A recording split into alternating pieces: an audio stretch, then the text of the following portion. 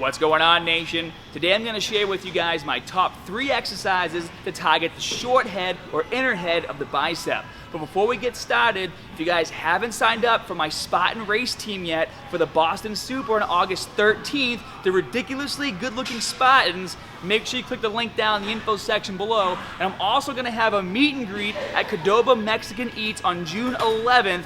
All that information is going to be down in the info section below as well. You guys have to make sure you click that link and RSVP because we can only fit so many people in the restaurant. So if you want to be one of the people to get in, make sure you RSVP today. Now the short head of the bicep is also called the inner head because it lies inside of the long head or the outside head of your bicep. So we're going to be targeting this area right here. And it's really easy to remember which exercises target the inside or outside of your bicep. All you have to do is think opposites. So for example, if you want to target the inside of your bicep with the short head, you want to do exercises with a really wide grip. If you want to target the outside head or the long head of your bicep, you want to do exercises with a really narrow grip. And if you want to try to target both heads pretty much the same, then you do a shoulder width grip with all your exercises. Now, also keep in mind that if your short head of your bicep is a lagging body part, it's probably going to be best for you to start off your bicep workout with an exercise that's going to completely annihilate the short head first. That way you're giving it everything you've got on that exercise to really break down and focus on that area. I would also recommend finishing with an exercise that's going to target the short head as well, just to make sure you got in there and did the work that had to get done. And with that being said, I'm going to show you 3 exercises for you guys to choose from to target the short head of the bicep. The first exercise is the wide grip barbell curl. And when I say wide grip, I mean really wide. As you guys can see, my hands are well outside of shoulder width. And if you look at the barbell where the finger line is right here, so the line within the knurl, I'm grabbing on the outside of that. Now when you do this exercise, it's very important that you guys get full range of motion. So what you're going to have to do is actually hold your elbows in front of your hips a bit, just like this, so you can fully extend the bar at the bottom of the movement. Now as you perform the exercise, you're going to come all the way up, keeping a nice tight grip on that barbell the whole time. And you guys can see that my biceps are activating really well here, all the way up to the top, and then control that negative on the way down. Now what I don't want you guys to do is come up like this, and then just let it fall down in front of you. And you're going to see a huge difference. This is the wrong way.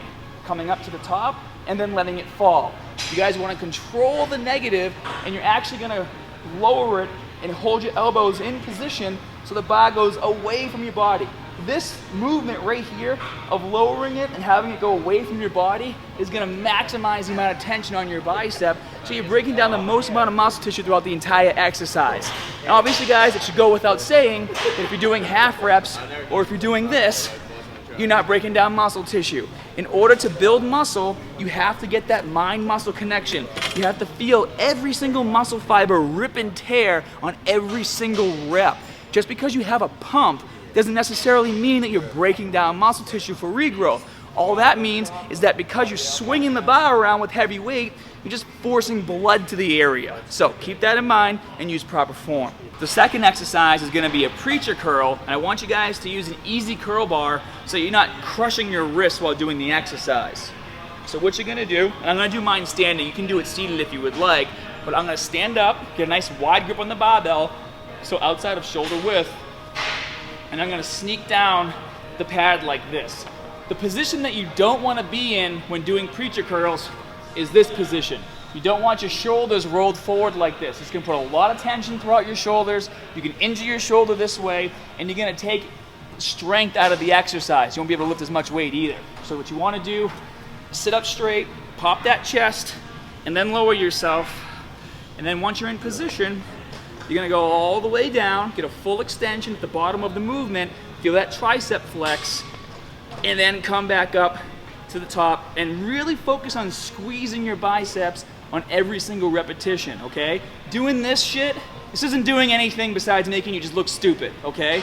Grab the barbell, hold it as tight as you can, control the negative all the way down, feel every single muscle fiber rip and tear, And once you get to the bottom of the movement, this is the sticking point. This is where it's supposed to get hard. And because it's hard, that's why a lot of people avoid it. But you're not going to. You're going to use full range of motion. You're going to hit that sticking point. You're going to squeeze your hands as hard as you can on that barbell. And you're going to rip and tear every muscle fiber in your biceps on the way back up. So, all the way down, control, all the way back up. And you can see that short head really getting activated on this exercise. And the third and final exercise I want to share with you guys is an incline dumbbell curl. So you're going to need a pair of dumbbells and then a bench, probably about 30 to 45 degrees. Play with the settings to see what works best for you. Now, if I had a choice and I had a lagging body part and I had to work on my short head of my bicep, I would do this exercise as my last exercise to really target and annihilate the area. So just keep that in mind. Quick tip from me. To perform this movement correctly, you're going to sit back, and then what you're going to do is position your arms out to the sides of your body and then let your hands drop down. So your palms are pretty much facing away from your torso the entire time. And what you want to do is really try to supinate. So turn your hands out. So this is turned in. Turn your hands out. Just by laying in this position and turning your hands out as much as you can, you're going to feel your biceps start to activate already. So full extension at the bottom, flex those triceps to make sure your arms are fully extended, and you're going to come all the way up to the top of the movement, really squeezing your biceps, and then lower back on the way down. And again, keep your palms facing the ceiling and really focus on twisting your arms out throughout the entire movement. All the way down, all the way up. And you're going to really feel it in that short head. You're going to feel that whole area stretch throughout the entire movement, guys. So as soon as you go down, you're going to feel it stretch right through the short head, all the way down, full extension, all the way back up. So those are my 3 exercises, guys, and if you want to add 1 or 2 of these into your current bicep workout, I recommend doing 3 to 4 sets of 8 to 10 repetitions and only taking a 60-second rest period in between your sets. And I do have one final tip before you guys leave, and it has to do with wasted reps and wasted sets. And what I mean by that is, let's say you're doing 8 to 10 repetitions with any of these exercises. We'll just use the barbell curl, okay? So you're doing 8 to 10 reps, and by the time you get to 10, it's easy for you to bring it up and bring it down, and you could have easily got 3, maybe 4 more repetitions out of it before you started to feel really tired. If your goal is to do 8 to 10 reps and the weight's too light and you just stop when you get to 10, even though you can do more, you've wasted that entire set because you did not hit the point to where you have to really struggle to force the repetitions to maximize muscle breakdown. You've completely missed that window. So you need to make sure, though, like for example, a lot of you guys ask me, what's the right weight to use when doing an exercise? Well, there is no right answer. The right amount of weight is however much weight you can do so that by the time you reach those 8 to 10 reps, you're completely dead. That's the correct amount of weight to use, and obviously using proper form. So, with that being said, I want to give an added tip to this, and it has to do with really maximizing muscle breakdown, and it's called forced repetitions. And forced reps can be done one of 2 ways, okay? The first way is if you're working out by yourself, so you don't have a spotter, and you get, let's say, to 8 repetitions, but you really want to get to 10, but you just can't do any more reps on your own. In that case, and only that case, it's okay for you guys to use a bit of momentum on the concentric portion of the repetition in order to really focus on a slow negative. So if you're doing a barbell curl and you're stuck and you try to do that 9th rep and all you can do is get to here and that's as far as it's going, use a little bit of momentum, get that weight up, reposition yourself so that you're nice and strong, keep that core tight, and then do a super slow negative, 3 to 4 seconds on the way down, rest for a second, bring it back up, and then finish that 10th rep nice and strong, all the way down, full extension, and then that completes the set.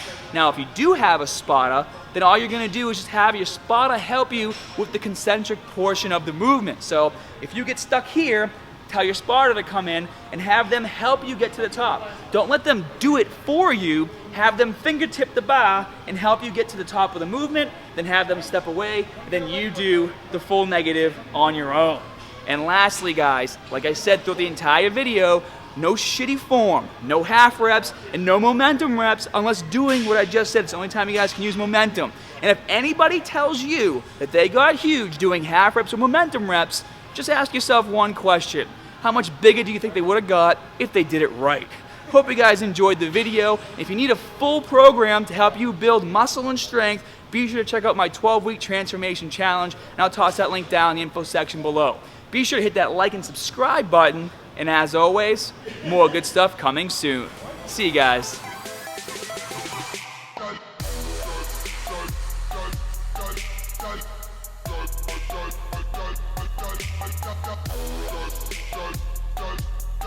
Go.